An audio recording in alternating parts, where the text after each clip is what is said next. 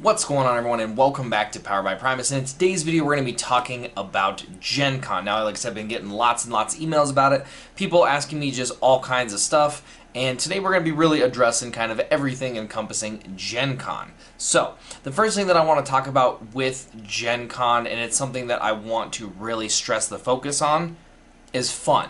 One thing about this game is that it is always fun, whether it's casual, competitive. The whole focus of the card game is to have fun.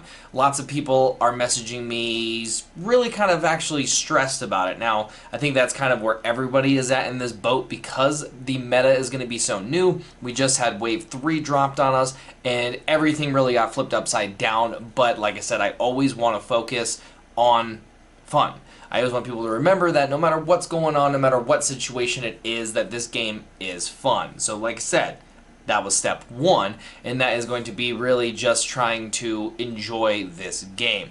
Now, I do understand that there is definitely a very competitive side to the game as well, especially making that trip out to Gen Con. So I definitely don't tell you to chalk everything up to just fun, because there is quite a bit on the line, especially if you are trying to get an invitation to PAX Invitational, the Energon Invitational. So today's video, like I said, we're going to be kind of breaking down everything as far as some things that you guys can be doing to better yourselves and all of that good jazz. So I'm going to be referring to my notes quite a bit during this video. So the first thing that I want to talk about is playtesting.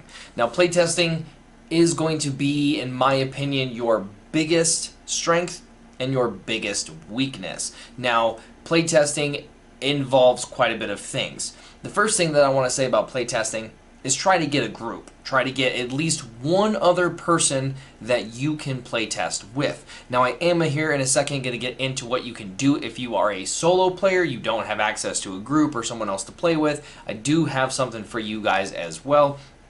But I do want to say playtest, playtest, playtest, and playtest with a group, playtest with one individual, playtest, playtest, playtest. Now, like I said, it's a lot easier when you have access to a team, you have access to a lot of players that can help you, you can go and playtest with. But I want to remind you that there are other outlets and other places that you can go to try to get information.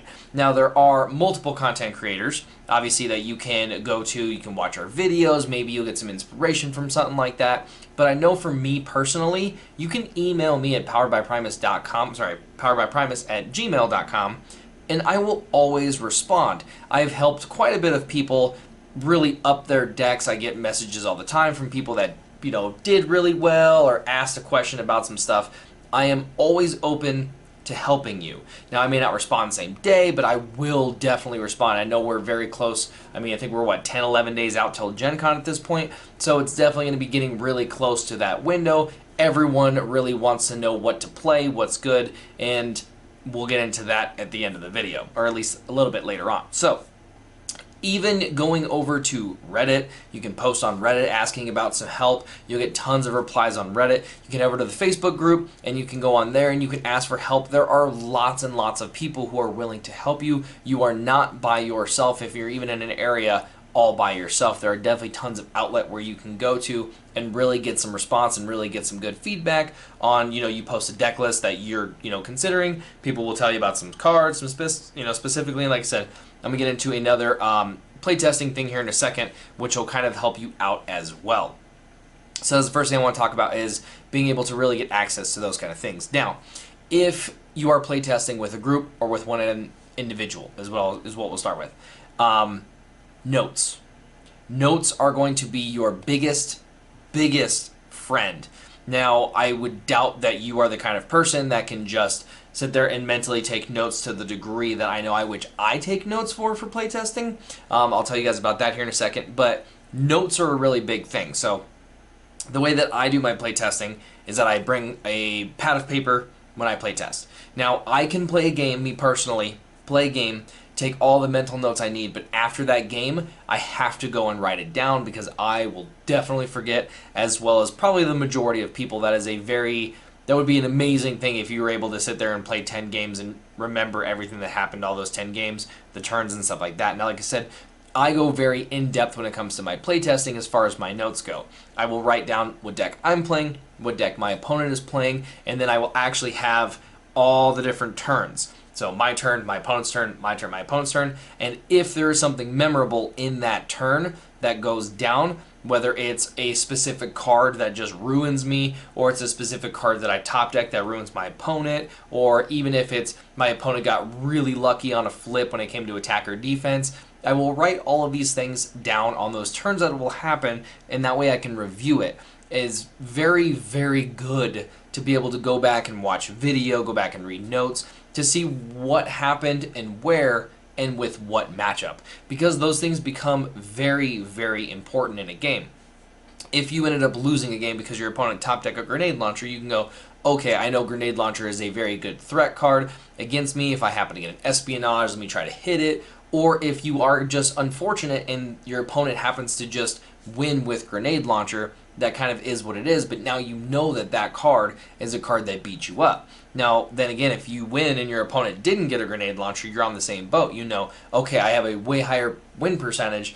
Assuming my opponent doesn't get a grenade launcher, how can I keep them off of this card grenade launcher? So then maybe in that matchup you refer to your sideboard for something, or you try to put something into your sideboard to really try to protect you. Whatever the case may be, doing notes is going to be a big help. Even if it's on a turn that, like, you're playing against 3-wide prime, right? And every single game, turn 6 is like where you start to really lose control of that game. Then you can start to go, okay, turn 6 is where things start to go sour for me. How can I plan ahead? So now you know that you have turns 1 through 5 to try to get the most advantage out of your deck, to really try to get that much further ahead of your opponent, or try to stall them till turn 6 just isn't that bad for you. For whatever the case is, maybe it's the way the flips work out, maybe it's the actions that they play. You can start to really see these trends of what hurts you and what honestly can even help you in these matchups. Maybe by turn 6 you start to take over the game and you start to win, and you're like, okay, cool. So now I know that that is the turning point. How can I turtle up? How can I, protect myself up until turn 6 when I know that I become safe? What makes me safe up until turn 6? Am I reliably getting armor and my opponent doesn't have responses for it? Am I reliably getting weapons and able to KO my opponent's characters in that time period? And all of these things you'll be able to take and put into your notes, so you can always go back and refer to them, which, like I said, is a really, really big thing. You will forget what happened during the game. You will forget what cards won you the game. You will forget what lost you the game. It's really easy to remember whether or not you won or lost, but you don't remember why and what turn made the difference, because one thing in this game that's very different than most games is that it usually can come down to one turn, one play that really actually can lose you a game. So it can be very, very helpful to be able to go back and review those things. And if we really talk about how sports handle it, you go back, the NFL, NBA, every major sport will always go back and review tapes to see what went wrong where and how to always improve from that standpoint. Now I want to talk about if you are going to be playing solo. And the best way to do this essentially is Solitaire. It's a term that you may hear somewhere, whether it's on this channel, whether it's on another channel, in the Facebook group, whatever. But a Solitaire essentially is you playing by yourself against yourself. Now, a lot of people think that this isn't effective, and I actually think it's very effective when it's used correctly. I don't think that it's used correctly in most situations. Most people, when they sit down to play this, they have the deck that they want to play, and then they play against something else. But when you do that and look at that way, you will naturally be more biased towards the deck you want to play, so you'll try to make better plays for that deck and then worse plays for the other deck because you want to win. But what you have to do when it comes to this, and one thing that I do, is that I put the deck on one side to my left and the deck on one side to my right. And it's because if you put one in front of you and one across from you, you will always focus on the one that is in front of you more. So when you put one on the left and one on the right, it will naturally make you a little less biased to a specific deck, and you're kind of going to be in the middle of those things. Now, the next thing you need to do when you are playing solo, doing this Solitaire, is always maximize every single turn, no matter which deck you are playing.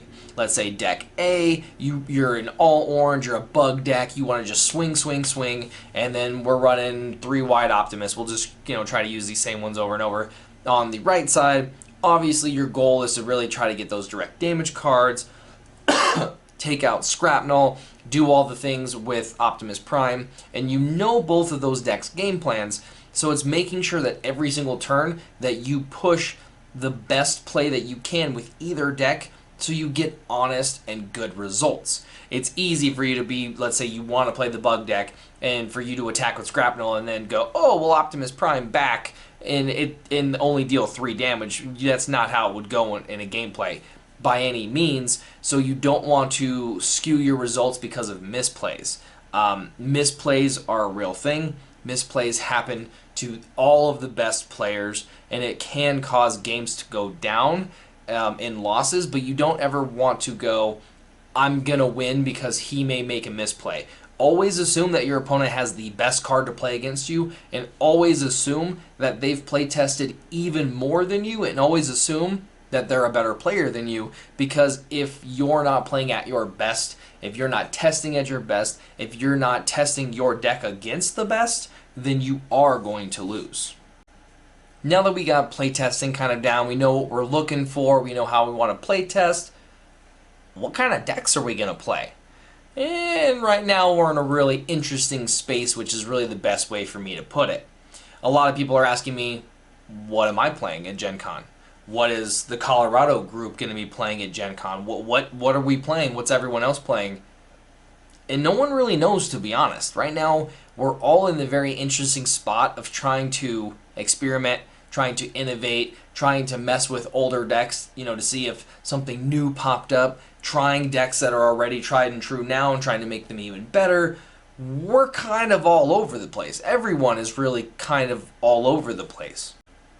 So when it comes to relying on what everyone else is playing, I can't really help you.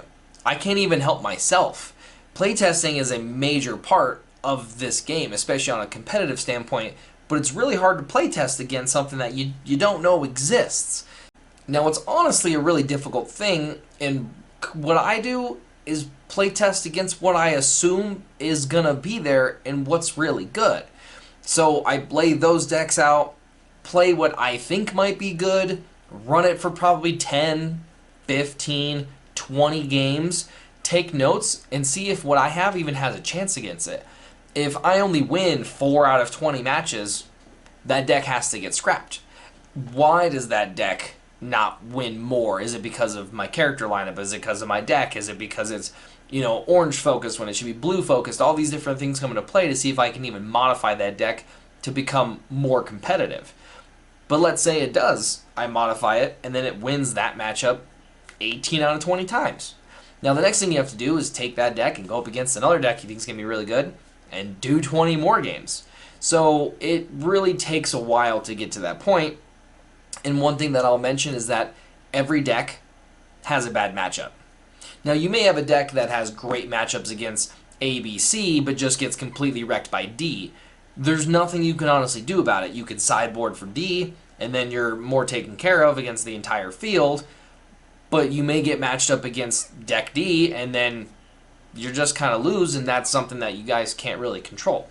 So when it comes to decks, you guys can go online, see what everyone else is playing. Like I said, you guys can always email me. You guys can always go out there and see what other people are playing, and you can kind of use that as your guideline, is what I'll say.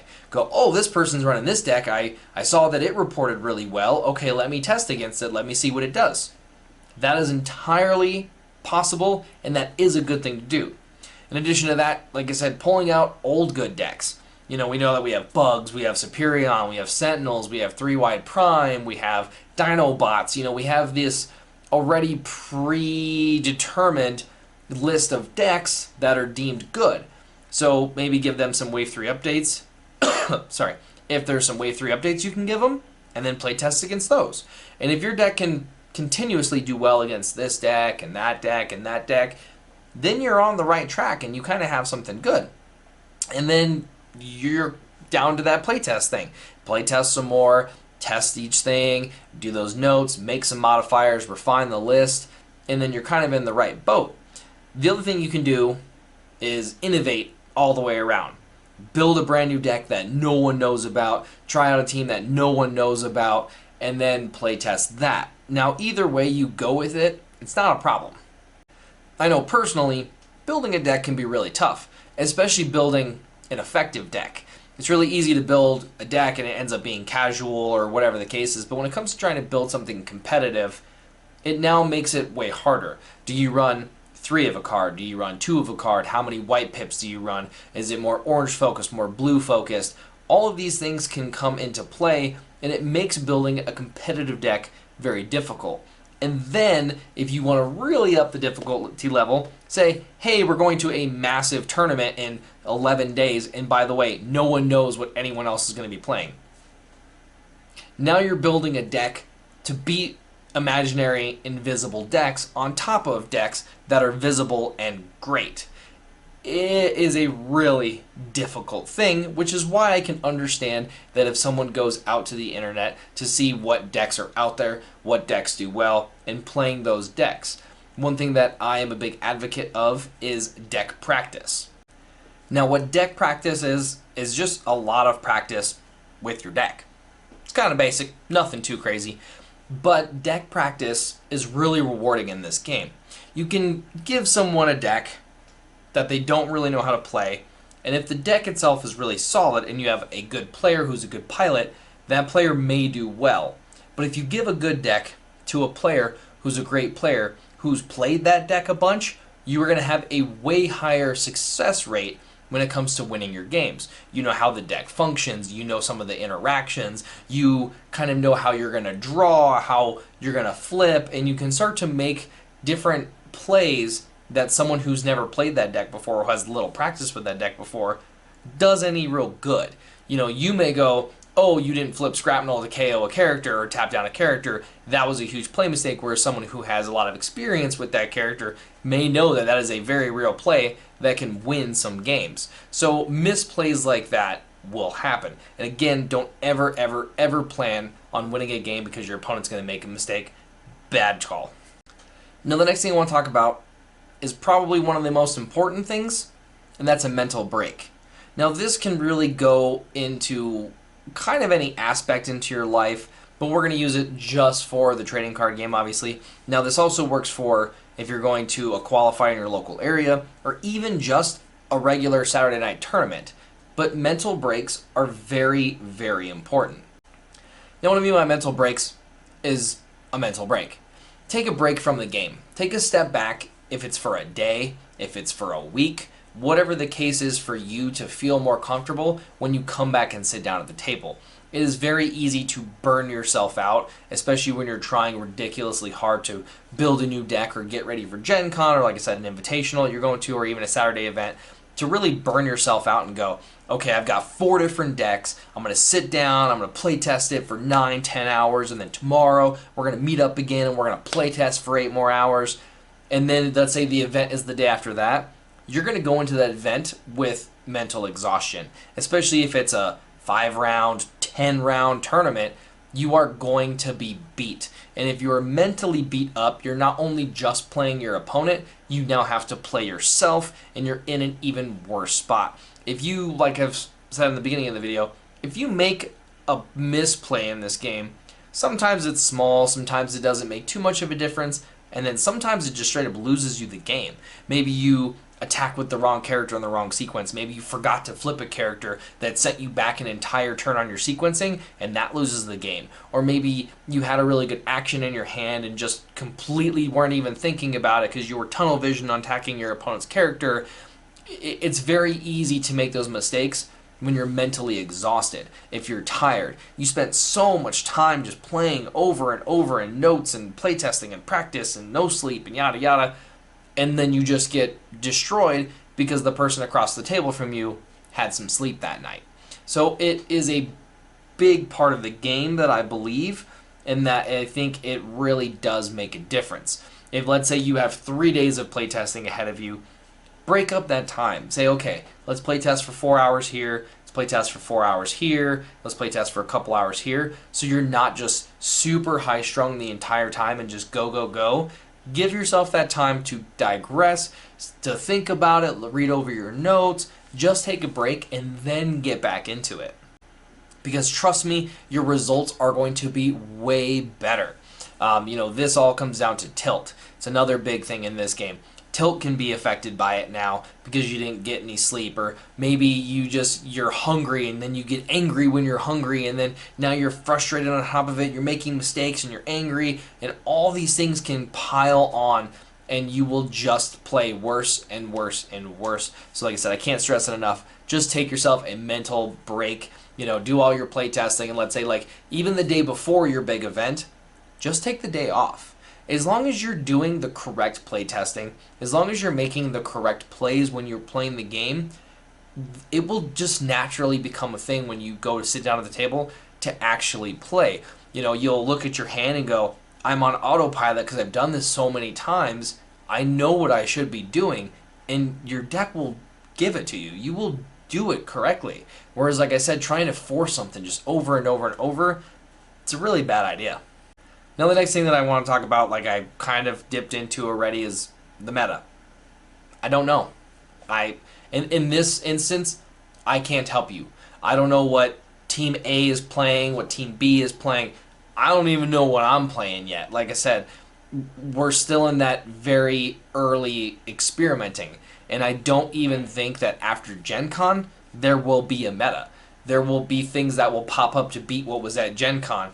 There will be things that will develop at Gen Con to beat other things that are showing up at Gen Con. The finals at Gen Con is going to be completely different based on what everyone else is doing. So there's going to be a lot of evolving going on in the next few weeks. So I don't want to tell you to rely on everything that you see, but I would tell you to use it as a really good reference and a really good guideline as to what could be out there.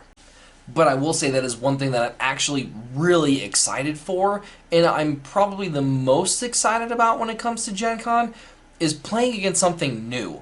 It's not like I was getting tired of playing against the other stuff, because like I said, our local area is very different from everybody else's, at least from what I hear and read and stuff like that.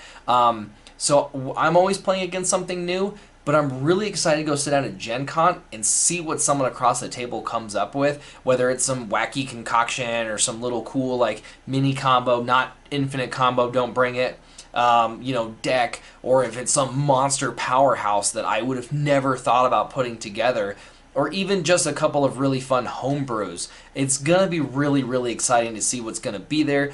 I will tell you that I'm going to be bringing casual decks, I'm going to be bringing very, very basic decks, and I'm going to be bringing very competitive decks, because even if I'm not playing in a qualifier or whatever else, if you see me and we have time to sit down and play a game, I'm going to have a deck in all categories. So even if you're new to the game and you're going to be there, I'll have a very early on deck. Like I said, I'll have something kind of casual, and we can really just sit down and play some really fun games. I'm super excited to meet a lot of people while I'm out there. I know there's going to be quite a bit of people. A lot of the subs are going to be there, so it's going to be really nice to just really put a lot of faces to names, meet a lot of people, meet the developers. I think is going to be pretty sweet if they're going to be there. Just trying to just really meet people, I think is going to be my really big thing. I don't know if you guys know, but I'm a big stickler for community. It's something that I really love and enjoy about this game, so really trying to get into all of that is super fun. Obviously, we're going to be trying to top 8 at a qualifier, go to finals,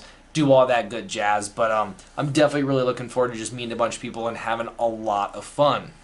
So there you guys have it. This is just essentially my breakdown of what is to come for Gen Con, at least. Like I said, it's really difficult to predict what's going to be there. I can't tell you what's going to be there. I can't tell you what I'm going to have there. There's still so many things that are up in the air. I'll play a deck that I think is really good, and then I'll sit down and play against something else, and I'm not happy with it. Maybe there's one card choice that I'm just not a big fan of, so I got to then try to swap out that card for something else and then retest the entire matchup. It is a pretty grueling process, not to mention I would say that I'm one of the more fortunate ones that has access to a large group of players who do play. And like I said, there's a lot of people that unfortunately aren't that fortunate enough. I will tell you that I can tell that this game is getting a lot bigger. There's a lot more action coming to this game, a lot more players coming to this game. So even if you're in an area that maybe has 2 or 3 players, the game will grow. It will. So it's just a matter of a little bit of time, trying to do your part in the local game store by trying to get them to push it more, try to get more players in, and a bunch of stuff like that. So all of that stuff will come. This is also the second big tournament that we've had for the Transformers TCG, so this will naturally bring in a lot of people as well. So it's going to be pretty crazy to see everything that goes on there, how many new people are even going to show up to play that are just going to be walking around Gen Con. It is going to be an absolute blast. But like I said, if you guys do have any questions, you guys want any deck help, anything like that, you guys can email me at poweredbyprimus@gmail.com, and I will try to do my absolute best to help you guys in any way that I possibly can. Now I'm going to have more content coming to the website as well. I've been super slacking on doing some stuff on the website, kind of talking about Gen Con. There's been a lot going on with all that. My new setup that I got going on, a new series that I got going on. So I got a lot of really cool stuff to come for you guys. So make sure you guys come back to the channel and check it out. I hope this video did help you guys. I'll see you guys in the next one.